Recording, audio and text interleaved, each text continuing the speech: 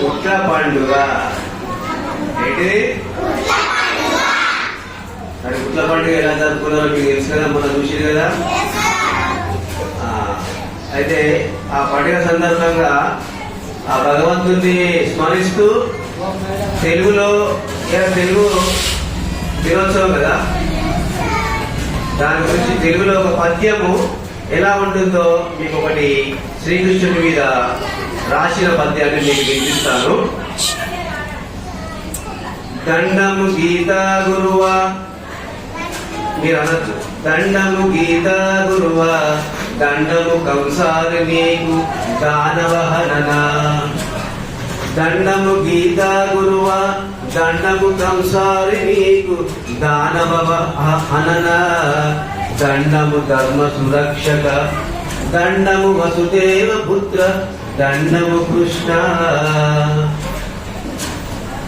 ఇలా ఎక్కువ శాతం వచ్చిన పదం ఏంటి చెప్పండి? పదే వచ్చిన పదం ఏంటి చెప్పండి? ఇలా దండము అని వచ్చింది. ప్రతిసారి ఏమొచ్చింది? ఈ దండం ఎవరికి పెడుతున్నాం మనం? శ్రీకృష్ణుడికి దండం పెడితే ఏమంటున్నాము? దండము గీత గురువా. గీత అంటే ఏంటిది తెలుసా మీకు? భగవద్గీత. విన్నారా మీరు పేరు? ఈ భగవద్గీతను బోధించిన దేవుడు ఎవరు? Very good.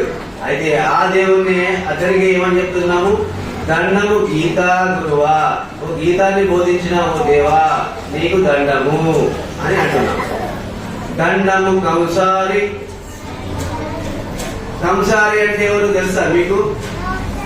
కంసుడు, రాక్షసుడు. అతన్ని చంపిన ఈ దేవుడు నీకు దండము. అంతటి పెద్ద రాక్షసుని నువ్వు సంహరించావు కదా, సంహరించి దానవహనన, ఈ రాక్షస సంహారం చేసినటువంటి నీకు దండాలు తల్లి అని చెప్తున్నాము. దండం ధర్మ సురక్షక, ధర్మాన్ని కాపాడే ఓ దేవా, ధర్మాన్ని రక్షించే ఓ దేవా, ఓ శ్రీకృష్ణ నీకు దండమయ్యా అని నేను అంటాను.